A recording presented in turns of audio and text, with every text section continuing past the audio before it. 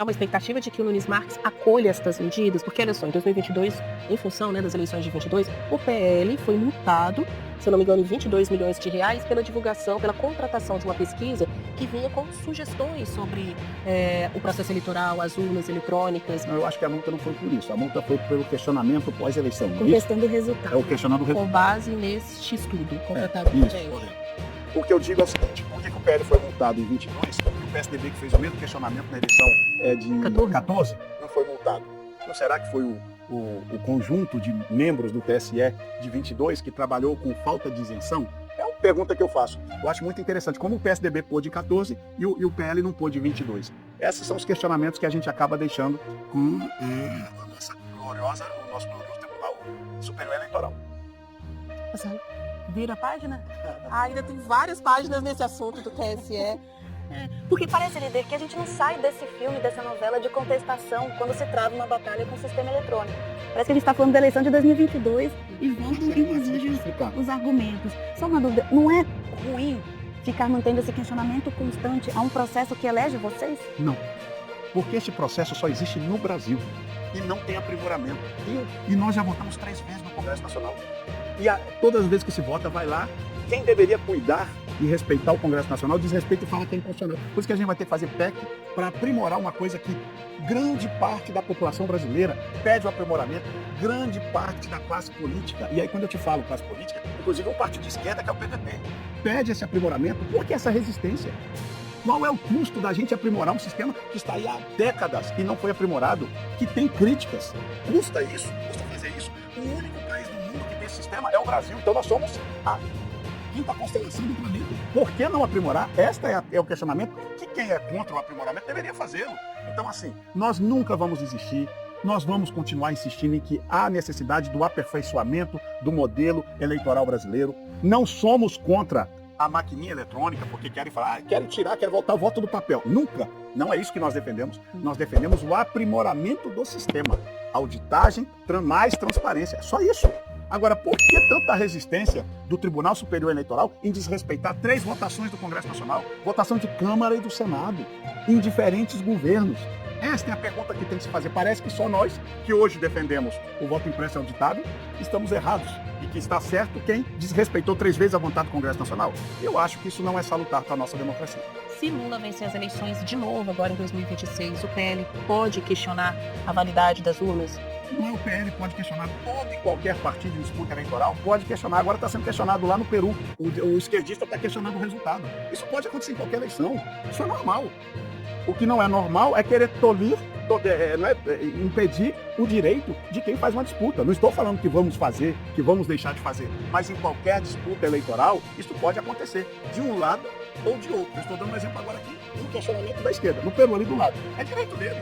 Ele pode questionar, é o direito do candidato. Qualquer candidato que se coloca na disputa, existem regras. Essas regras constam lá. Uma das regras é o questionamento a posterior. Isso não é problema para ninguém. E podemos ser questionados ao contrário. Se o Flávio ganhar, o Lula não tem direito de questionar? Também tem. Isso é o que diz a lei. Uma das razões desses questionamentos, entre outras coisas, é pela proximidade, né, do percentual ali entre os dois candidatos, né? Toda disputa, não está tendo uma ampla vantagem toda disputa eleitoral apertada, cabe questionamentos. E vou dar mais um dado. Aí, já que estamos falando de processo eleitoral, eu acho que o modelo de voto no papel é onde mais fraude se existe. Naquele papelzinho antigamente? O Brasil também acha, por isso implementou as urnas eletrônicas. Por isso, então assim, esses países, quando eu vejo um outro país que está fazendo um questionamento, lá o voto é de papel. Eu entendo que pode ter havido fraude. E por que o outro candidato não pode questionar? Parece que demonizaram o questionamento de um processo, um resultado apertado. Isso é natural que aconteça. Não é, quem questiona é quem não sabe perder a eleição. Não se trata disso. Inclusive, quero registrar que quem questionou em 2014 foi o candidato a esse membro do PSDB. Direito dele. Líder, os Estados Unidos estão influenciando, vão influenciar nas eleições aqui no Brasil. Recentemente, o presidente americano Donald Trump divulgou um artigo em que ele diz que as eleições brasileiras vão ser o teste de influência dos Estados Unidos. Já é? Bom, eu acho que quem decide a eleição somos nós, os brasileiros. Isso é indiscutível. Mas ignorar influências da geopolítica no processo eleitoral seria uma ignorância sem precedentes na política. Mas eu não acho que é só os Estados Unidos que influencia no Brasil. Eu acho que ele também influencia. Mas e a China? Não influencia também?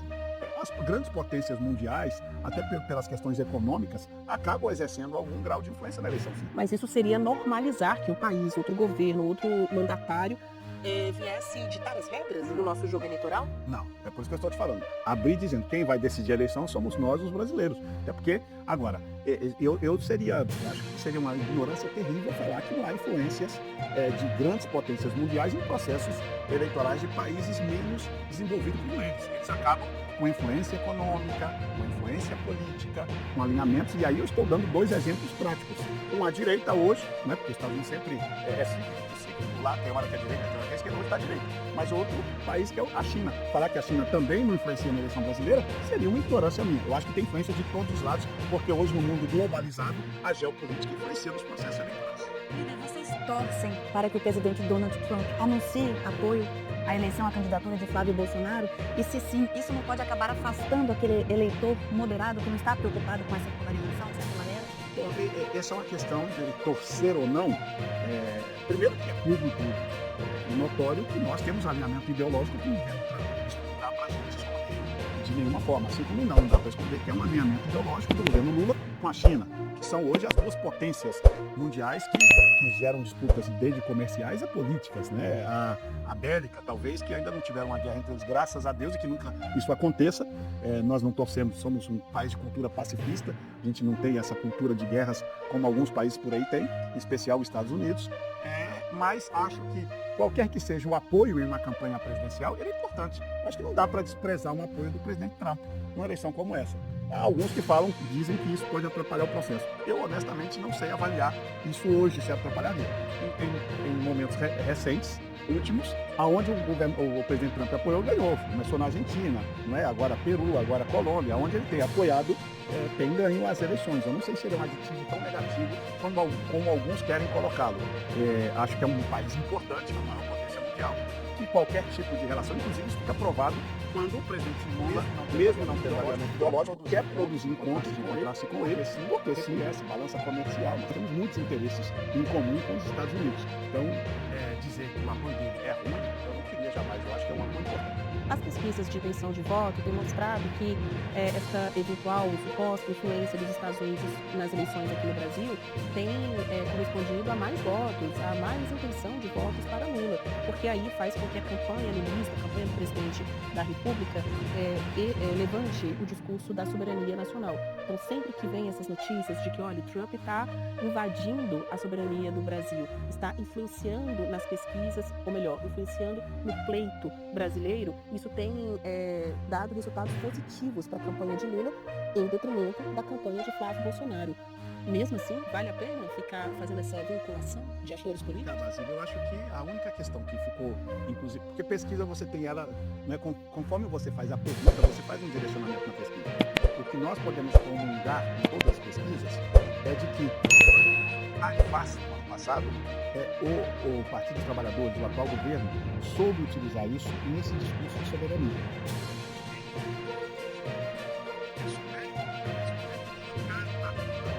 Na minha avaliação, não deveria ter sido colocado, quer Eduardo Bolsonaro, que nunca pediu tarifaço, mas que rivalizou de uma forma que às vezes acabou sintonizando isso à família Bolsonaro e acabou dando esse desgaste em pesquisa eleitoral.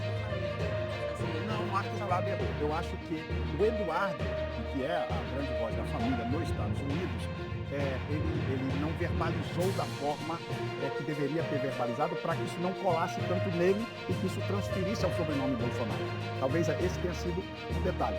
Porque ele está nos Estados Unidos, como ele também verbalizaria algo num país onde ele está morando, está de alto exílio. Então, eu entendo a situação do Eduardo, mas na comunicação, ele por não poder fazer um descolamento tão grande da tarifa, a estratégia inteligente da esquerda foi colar isso no Eduardo e colar no sobrenome da família Bolsonaro. Mas eu tenho certeza que nem família Bolsonaro, nem ninguém de direita, nem ninguém vai defender tarifaço, que é uma coisa que acaba prejudicando todos nós brasileiros, apesar dos comentários que eles fizeram na época. Isso foi um problema. Agora, tirando isso, eu acho que o apoio do presidente Trump não é um apoio desprezível por ninguém. Se fosse desprezível, Lula não tinha ido atrás dele. Líder, e sobre o Eduardo Bolsonaro, o Supremo Tribunal Federal recentemente condenou o ex-deputado federal por coação à instituição, coação a ministros da Suprema Corte, porque ele mesmo afirma em várias das suas entrevistas, lives na internet, que tem entrada liberada ali na Casa Branca, consegue articular com pessoas do governo de Donald Trump, que desde então foi mandando várias informações. E depois da ida de Eduardo Bolsonaro para os Estados Unidos, que vieram algumas ações, medidas do governo de Trump, como suspender os vistos dos ministros, né? Em função disso, ele respondeu por coação e foi condenado aqui no Brasil. Isso também prejudicou a campanha de Flávio? Na minha avaliação, acho que não. Nós já estamos desde a condenação do presidente Bolsonaro, já muito vacinado com essas condenações que a gente, no nosso entendimento, são condenações políticas. E uma turma do Supremo Tribunal Federal, nem de todo o Supremo, que a gente acha um absurdo, isso deveria ser votado pelo pleno, não por turma. Acho que desde quando essa decisão das divisões das turmas foram feitas, foi justamente para uma prática de perseguição a algumas pessoas da política nacional, em especial a família Bolsonaro. Para nós é mais um capítulo da perseguição ao Eduardo, que tomou a decisão de alto exílio para tentar buscar justamente um equilíbrio de forças, em especial na figura do ministro Alexandre de Moraes, que é declaradamente adversário ao voz da família desde quando foi presidente do TSE. Entendo que isso não vai contaminar a campanha do Flávio, porque a direita, os conservadores, já estamos muito vacinados com todo esse processo de perseguição. Líder, teve recentemente uma operação da Polícia Federal contra o senador Jacques Wagner envolvendo o caso Master. Esperava-se que a oposição fosse atacar mais o PT em relação a esse assunto, mas parece que é um certo cuidado.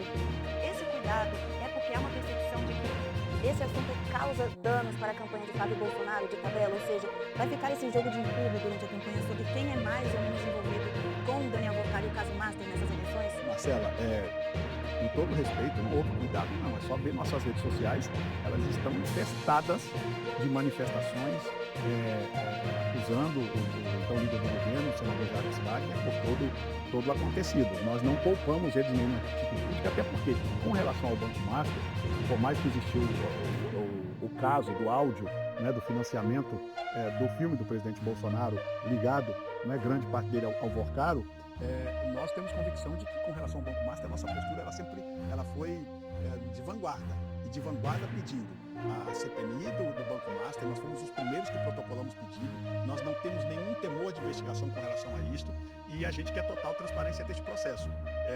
O episódio do áudio com relação ao Flávio, ele já fez os seus esclarecimentos e nós não vamos abrir mão de continuar lutando enquanto tivermos forças para lutar pela instalação. Está travada pelo presidente do Congresso Nacional, pela instalação da CPMI. Está travada pelo presidente do Congresso Nacional, o presidente Davi Alcolumbre. Inclusive, tem petição de parlamentares nossos de direita junto ao STF, porque o STF ainda não decidiu como decidiu quando foi a CPMI da Covid, que obrigou o Congresso a instalar. Está lá. Mas como tem também figuras, neste caso, ministros do STF envolvidos no caso Master, parece que é uma conspiração total da República para que essa investigação não vá a fundo. Nós, diferente de quem quer que seja, queremos investigação a fundo do Banco Master, não temos temor disso e vamos continuar atacando esse assunto. Mas, líder, teve um acordo no Senado pelo PL e Jorge Seif, justamente para tirar a questão da CPMI do Banco Master e votar a dosimetria. Isso foi público, foi anunciado. Ou seja, teve um acordo do próprio da oposição para que não se avançasse naquele momento a CPMI do Banco Master e a percepção geral é que de fato ninguém quer essa investigação. Agora, tem os danos também para a campanha do Flávio Bolsonaro. E as pesquisas mostram, inclusive, que teve um dano negativo. Ele caiu nas pesquisas depois que houve essas conversas e ele caiu especificamente entre o eleitorado evangélico. O que justifica esse segmento específico que você conhece muito bem, né, claro, ter se afastado de Flávio Bolsonaro? Vamos lá, eu tenho que medir a resposta. Você me fez duas perguntas e uma, tá? Craque, a Marcela. Deixa eu explicar. Essa informação que deram de acordo com o Jorge Seif, eu faço a seguinte pergunta. O Jorge Seif é líder do PL no Senado? Não. O líder do PL no Senado chama-se Portinho.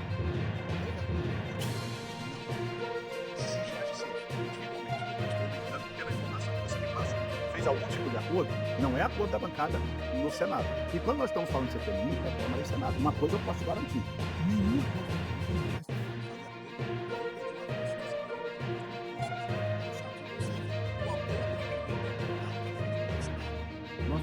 abrir mão disso.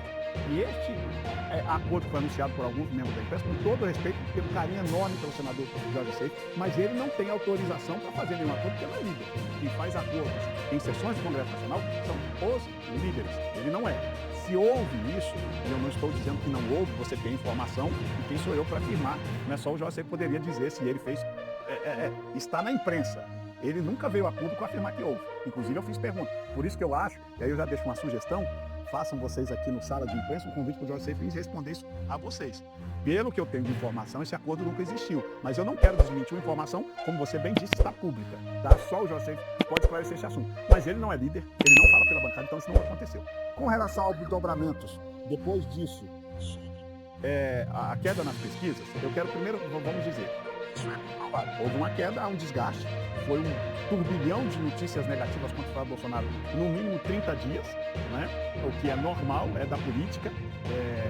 E quando se fala que caiu no voto evangélico, aí eu tenho que fazer uma observação.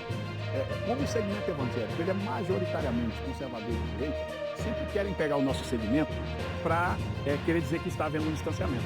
Se você pegar as pesquisas, você vai ver que o declínio dele dentro do segmento evangélico é muito semelhante às demais religiões. Não abaixou tanto mais